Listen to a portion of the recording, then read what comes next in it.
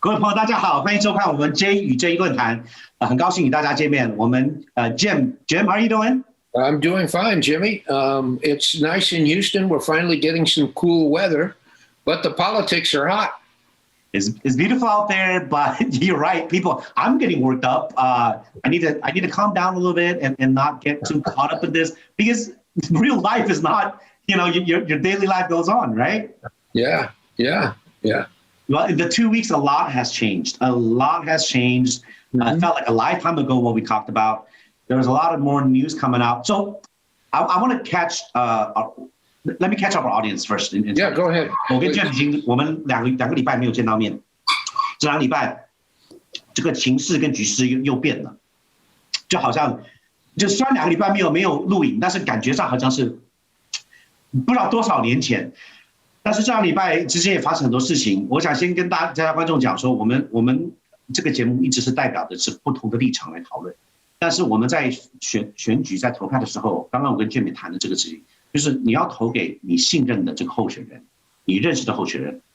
虽然川普，虽然现在这个时局这个执政者是我们反对的，但是有一些这个 local 的这个我们在地的选举是有一些问题，怎么说呢？就是我们 Jim, I was telling the audience that we cannot have double standard. If we talk about voting above party, right? There are certain candidates that's ran on Republican Party's platform. That's been Republican their whole life because there's only been Republican Party. For example, in Harris County, up until a few years ago. We mentioned some examples like Judge Teresa Chang. It's a shame. She didn't create a record. No more. 张孟华法官。我们提到了我们这个 Ted Heath 全美国第2大的警区的警长 Constable。他现在很有可能会被投去，他的这个对手根本是没有经验的。His opponent has no experience, has not been our part of the community. So what I was telling the audience is that it cannot be double standard. It applies to both ways. You vote for a candidate that is electable and that also is qualified, that also has been part of the community. Yeah. And I hate to ask people now because it's so intrusive. Because who you vote for is none of my business. No, we don't have to tell anyone, even though it's quite obvious who I'm voting for. We also cannot go out there and say, but we can always ask, have you voted? So I'm not asking you if you have. I know you do. I know that I have to take my mom to go vote. I have to take my family to go vote. I have taken up my friends and say, hey, go vote. I'll bring you out to lunch. Go vote. I'll translate for you. Because here in Fort Bend, you're in Harris County, right? Right, in Harris, yeah. Okay, so I moved to Fort Bend not that long ago, and it really, it's really leaves a bad taste in my mouth. In Harris County, they want you to vote, so they make it as easy as possible. Because of COVID concerns, because elderly, they let you mail in your ballot, they let you drive through to vote, they let you have different translations. What's wrong to have translations? Chinese translation, Vietnamese translation, because they're immigrants that English is not their first language. It doesn't mean because you're American, you have to know English. I know before we'll say, well, you will learn English. Well, it's multicultural, it's diversity. But Harris County allows that. Harris County wants you to vote. Harris County has 24-hour polling sites and all of that. And you turn around and look at Fort Bend. You cannot mail in your ballot. There is no drive-through. There is no translation allowed at the polls. There is no translated document ballots for you. They don't want to make it convenient. Government is supposed to serve the people, to make it easy and convenient for you. So then you know what really troubles me? I just saw a live video. I don't know if we can share it later. Here in Fort Bend County at Hightower High School, Missouri City, traditionally African-American area. There's a Biden bus that goes out there, just making the rounds, Biden bus, and there's some supporters out there. Right before the Biden bus arrives, our little Trump parade guys showed up. They've been showing up every day in the last 3-4 weeks. Traffic jam all over the place when I drive out. That's fine. You want to support your candidate. But the way they do it, they're driving big old camouflage military trucks and all pickups and all of a certain race. And they have rifles. You can see the rifles sticking out the seat. And they're honking with their Trump flag and Confederate flag. To me, as an immigrant, for me, maybe I'm from here. I have a firearm. I'm licensed. But what about the older folks or the young or the new immigrants? It's intimidating to see these people. To me, that's voter intimidation. At least I don't see any Democrats driving around scaring people, saying you're going to get COVID if you don't. Like, this is craziness. So I was saying, do you feel that? I guess we can't really feel it, the voter intimidation or whatever you want to call it. But I feel it as even though I am born and raised here, I still feel very uncomfortable with that. Yeah, they should not be doing. They should not be doing that. I'm very troubled by the Confederate flags. As long as they want to have peaceful protests, that doesn't bother me. But Confederate flags are a very bad symbol. They're not. And the Trump campaign, both statewide and nationally, should do everything they can to distance themselves from that behavior. Well, we already know they're not. Because, like I said, we have a lot of conservative and moderate Republicans, or they're not even Republicans. We have a lot of conservatives. We share the same values. Yeah. But that doesn't, the people that support Trump now, that doesn't represent that value anymore. They really No, it doesn't. And that I'm going to take that thought, if you don't mind, and extrapolate it. A lot of people say, what do you think about the election? What's this? I will say that my biggest disappointment with this election, and of course we don't know the results yet, is that everything has been about Trump. Everything. And that means people are either voting for Trump or they're voting against Trump. I think most of the people who will vote for Biden are not really voting for Biden. Some will, but most are voting against Trump. And Trump, for good or for not good, yes or no, is creating a long shadow over a lot of other races, definitely Senate races. People are going to vote for Trump and for Republican senators, or they're going to vote for Biden and Democratic senators more than the values and the relationship and the programs of the people who are running for Senate. And that cascades onto congressional seats and down to state seats, the whole thing. And there is so much at stake to just say one item, yes or no. But he is such a dominant, polarizing figure. And I really think it's going to backfire on all parts of the political spectrum. It's really a shame. I agree with you, because we need to have balance. The way that our Constitution, the way this electoral system is built, is we have to have the two-party system. We don't have a choice with that. But we have to have balance. We cannot go too far, swing to the extremists, and then people will become extremists. Right. But what Trump has done is destroy the base of moderate conservatives. Right. He doesn't represent the values. What's concerning also is that I have never seen this many people from a current administration that were former allies that worked for the administration to come out and distance themselves, to criticize this person. You don't see that from Obama's administration, not from Bush Jr., Bush Sr., from Clinton. You never see that. I mean, they're coming out the woodwork, and there's so many Republicans that are straight condemning them, whether it's to win the race or not. It's unprecedented. Like I said, this election, I mean, in my short time, I've voted in 3 elections now. It's very concerning, like you said. This is going backwards. This is not what it's supposed to be. Yeah, and unfortunately, the issues follow like or dislike of Trump. Do you like? Well, that's his fault. That is his problem. That is not because of us. Well, he made it that way. Well, in a way he has. In a way he has. I'll grant you that. Yep.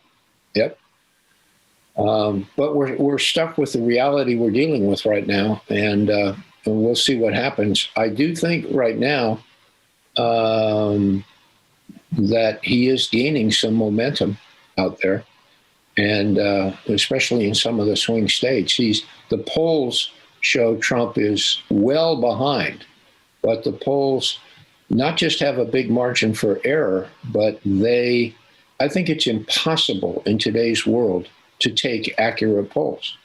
The telephone has been the main medium, but you cannot call people on the phone and get accurate polls anymore. I agree with you. The mechanism is all wrong. And so to say this or that, or the reality of it is we're dealing with yet another level of uncertainty. Have you heard?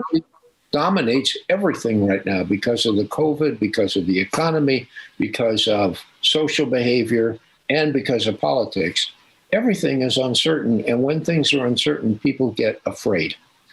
People of all walks of life are afraid right now. There's a reason why a certain party uses fear and divisiveness to create this kind of intimidation and fear instead of hope, instead of togetherness. We both know who it is. You want to talk about voting for the lesser of two evils. You want to talk about, well, at least go out there and vote. We only have a couple days left tomorrow, and then we have voting day. Just go out there and vote. Whoever you think is qualified, whoever you think will work for you, whoever you think is electable, go out there and vote. Yeah. And from that standpoint, I'm very pleased with so many people coming out to vote all over the country, not just here. My wife and I are going to take advantage of the 24-hour voting tonight. Beautiful. We have to go across town, but the normal polls close at 7, so we won't make it by 7. I see. That's why Harris County is great. That give you the opportunity. Fort Bend County doesn't have that because this is a Republican-controlled county. Yeah, that is the problem. That it really is. I see it when I go out there. I've been out to the polls 3 times in the last week and a half, and every time I'll see something disturbing, from the caravans to this a way of voter suppression. It's hard, especially for new immigrants. Hey, Jim. Speaking of, I actually didn't know that you ran for office.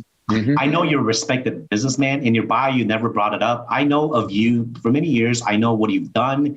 I know your expertise in real estate. I never knew you ran for, because I was going to tell you would be a great candidate. Well, thank you. Thank you. So I apologize.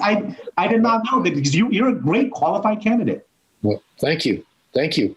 I thought so. But unfortunately, other parts of the voting base, I learned a tremendous amount. It was a good experience and a difficult experience all rolled into one. And one of the benefits is I met a whole big group of new people that expanded my relationships, and they're very much encouraging my candidacy.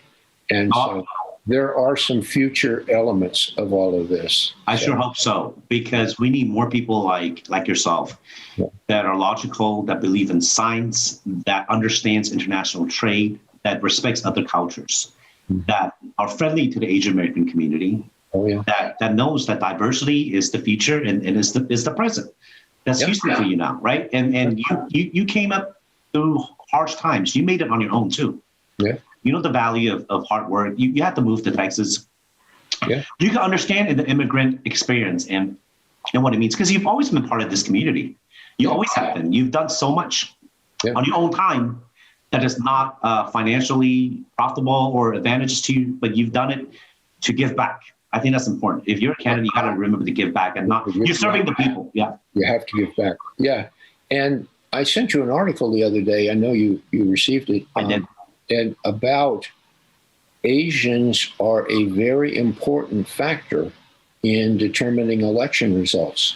And one of the hopes I have for this television show, as well as our relationship and everything else, is we do encourage more Asian citizens that are qualified to vote to get out and vote. And as you said a few minutes ago, express themselves, make your vote count.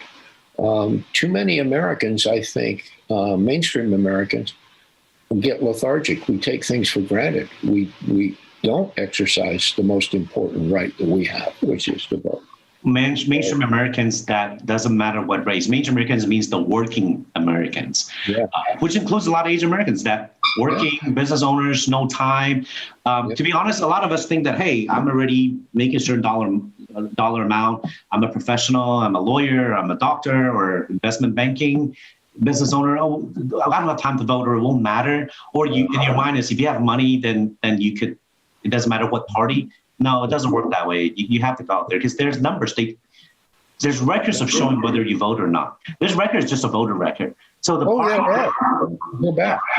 Yeah, in fact, when I announced my candidacy, the first thing the party asked me was, "What's your voting record?" And some people had made mistakes, so I went to the county and I showed. Since 1992, when we moved here, I have voted in every primary and every general election ever since. So that's very important. But there's another dimension which is also important. It's getting involved. It's not just voting, but taking a leadership position. For instance, Jimmy, there's a very active organization called TARC, T-A-R-C, Texas Asian Republican Club. Very active. I've gotten to know the leadership there very well. Asians all across the board. A lot of Chinese people, a lot of Vietnamese people, Thai, Koreans, a fair number of Indians and Pakistani as well. And it's very active in Fort Bend County, particularly in the Indian and Pakistani communities. There in Missouri City and Sugar Land and points in between. So there's a lot to do. And I'm sure there are equivalent Democratic clubs as well. You see, you know the importance of building coalition. You know the importance of different minority groups, because not all Asians are the same. There's so many different needs, and each group have their own concerns. That is not party affiliated. Asian Americans, like you said, is not party affiliated. No. There's no loyalty to a certain party. Right. But going back to what he said about disliking Trump, it's not personal. It's facts, right? His track record with COVID, with the economy in the shambles, with his personal brand, but like the cult, with the divisiveness. There's a reason why. But I hate using the term voting for the lesser of two evil, because I don't know Biden personally. I have nothing against him or for him. He hasn't been in office. Next 4 years, we will see what he's done, and we will be on top of it, and we will criticize him, and we will make sure he does his job. If he doesn't, then 4 years later, you can switch. But right now, we already know what happened for the past 4 years. 4 years ago, when Trump won, a lot of us said the same thing. Hey, he won fair and square. He represents the needs of a certain group of Americans whose needs are not addressed. Okay, it's not about Hillary. You could dislike Hillary, which is what happened. A lot of people dislike Hillary. It was the same thing.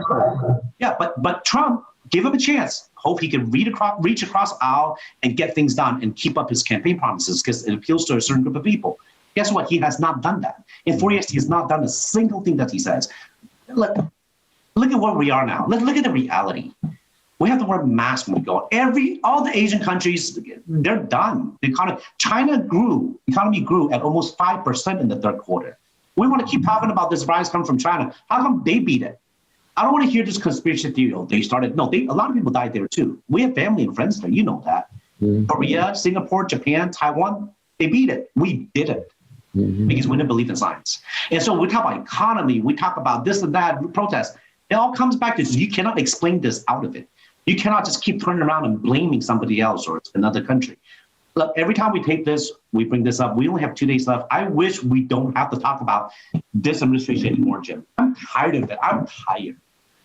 We want to go back to our middle, moderate, talk about policy, talk about what improves trade, what makes our lives better, our kids, our parents. What are we doing here? You know? But I want to bring up Ted Heath, who I will play a short video after this. Okay. With him. Like I said before, we vote for people that are part of a community that has a track record that also has proven themselves. Right. That's a good guy. He's a good guy. He's a very good guy. I would hope your viewers would vote for him. So. 我想跟大家讲一下，我们等一下我跟 Jim 录完以后，我们会 play 一个，我有访问一下我们这个休斯顿郡 Harris County Constable Precinct 5 Ted Heath 他这个选区是全美国第2大的选区，选警长的 the second largest constable precinct in the United States. Is that right? Yes. I knew it was big. I didn't know it was that big. Yep, his precinct covers almost all of Chinatown and almost all of the concentration of Asians. 很多我们亚裔居住的都是在这个第5选区。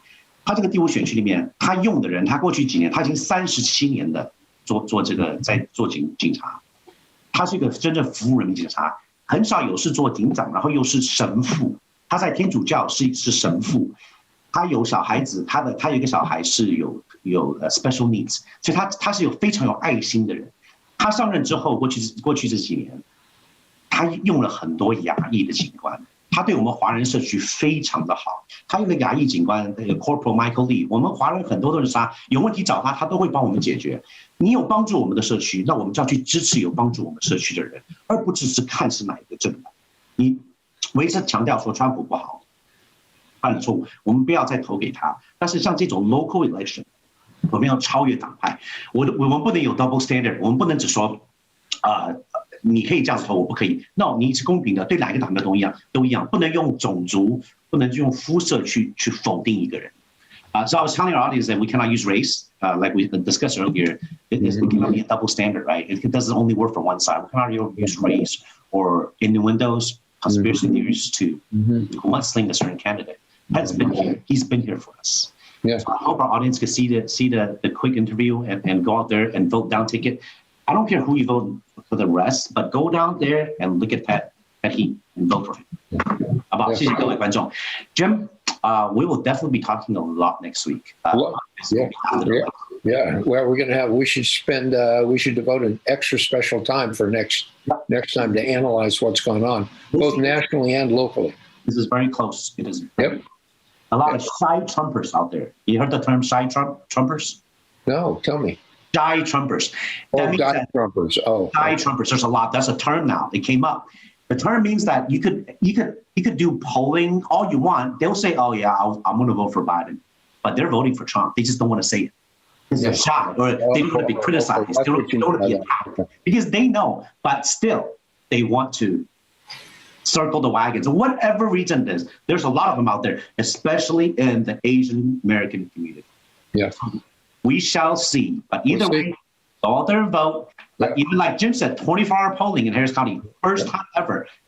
Because of convenience to all of you. There's no excuse. And even if you think you didn't register vote, if you registered 2 years ago, 4 years ago, you're still good. Oh, yeah. Go ahead and check harrisvotes.com.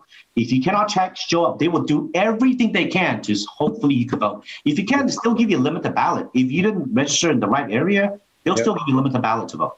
Exactly. Okay, next week.